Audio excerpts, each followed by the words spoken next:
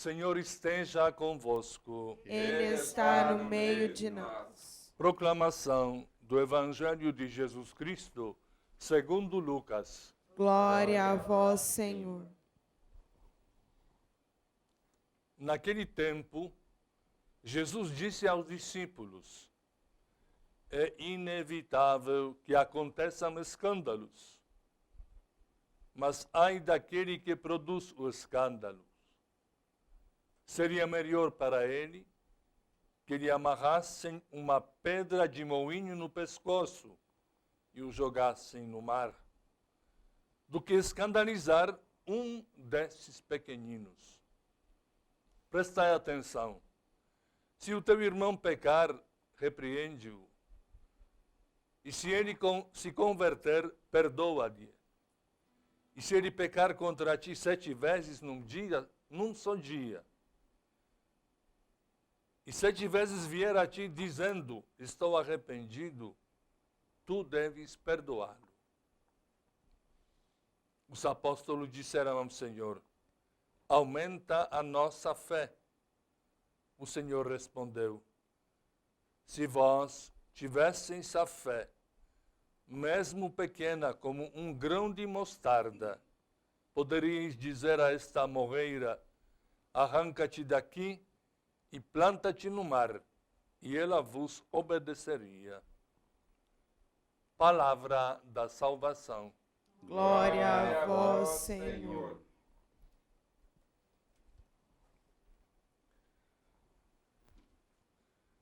Meus amados irmãos e irmãs,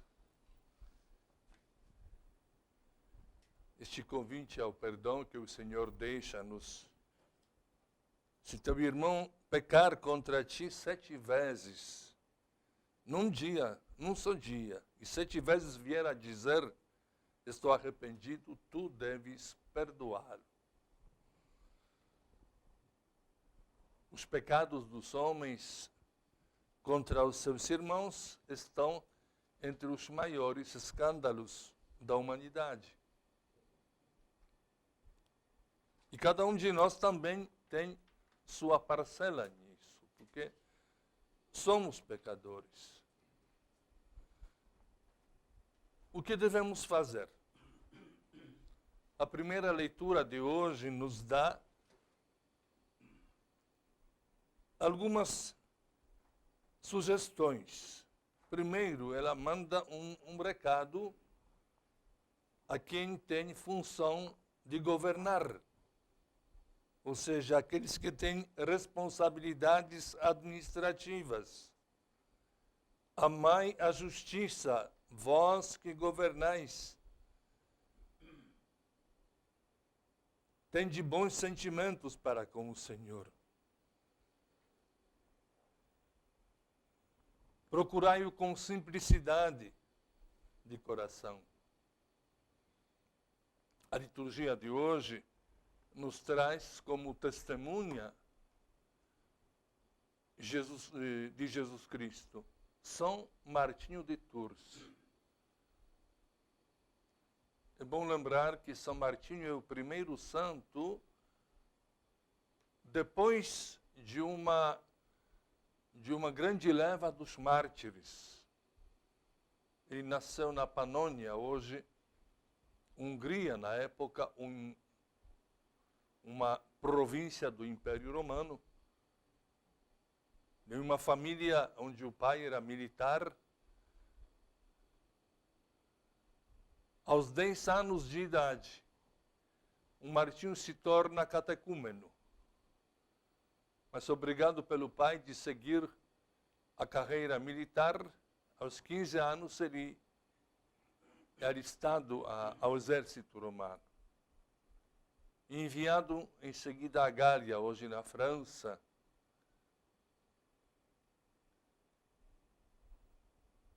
Lá com 26 anos, ele vai se batizar. É um longo catecumenato, uma longa preparação para abraçar a fé, seguir Jesus Cristo. Conta-se um fato muito importante na sua vida, quando cavalgava no seu cavalo como militar, encontrou um mendigo, padecendo de frio. E Martinho não tinha nada, simplesmente ele reparte o seu manto de soldado. Este manto era também importante porque servia para tudo, para se agasalhar à noite, proteger da chuva. Ele reparte. Torna-se assim um ícone para todos os santos que vêm depois. A liturgia, especialmente a liturgia das horas, ela traz esta primeira fórmula onde Santo Martinho é mostrado como aquele que abraçou a fé seguindo os passos de Jesus Cristo. Depois, no século XIII, São Francisco, quando a gente vê as antífonas do seu ofício, são quase reproduzidas do modelo de São Martinho. Depois seria eleito bispo de Tours.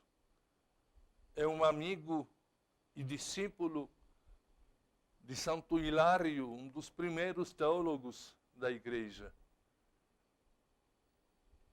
Hoje nós começamos esta Eucaristia celebrando, cantando um canto de entrada que nos convida a sermos igreja em missão.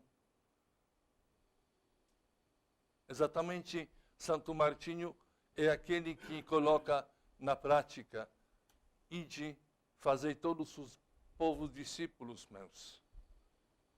Quando ele funda o primeiro mosteiro lá na Gália, hoje na França, quando ele inicia as missões para evangelizar os povos, já no tempo quando não tem perseguições fortes, aliás, até hoje elas continuam, mas o Império Romano cessou em 313 as perseguições.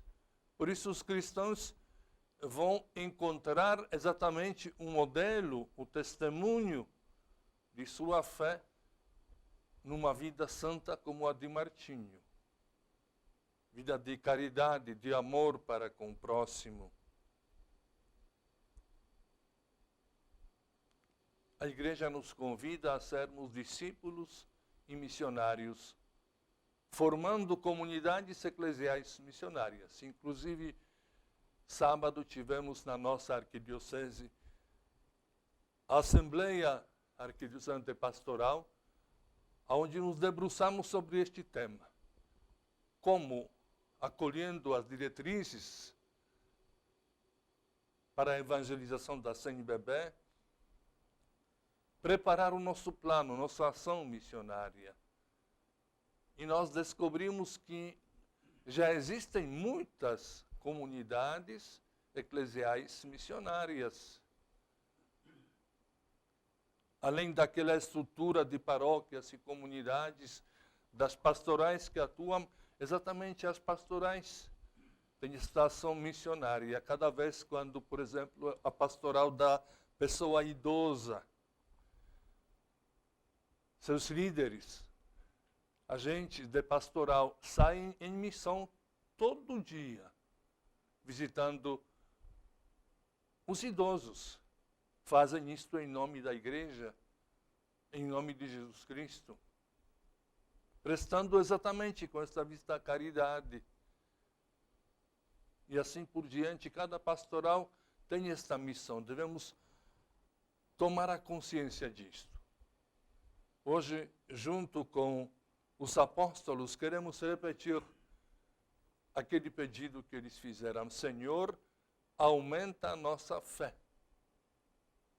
E o Senhor disse: se tivesseis uma fé tão pequena como um grão de mostarda, poderia dizer a uma árvore: arranca-te daqui e te planta no mar, e ela vos obedeceria. A fé é um modo de enfrentar todos os obstáculos da vida, a doença, até a morte. Este mês que dedicamos de modo especial à oração pelos que partiram, por nossos entes queridos, a liturgia conduz como fio de ouro esta reflexão sobre a ressurreição.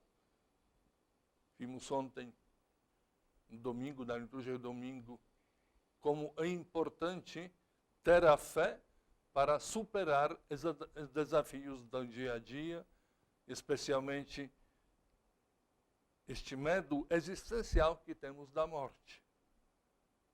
Mas São Paulo nos afirma que Cristo ressuscitou. Tanto quando vivemos ou morremos, pertencemos a Cristo. Animados, então, queremos acolher este pedido do Senhor e da liturgia de hoje. A sabedoria faz com que somos capazes de seguir Jesus Cristo.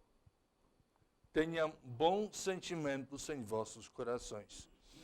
Louvado seja nosso Senhor Jesus Cristo. Para sempre seja louvado. Com toda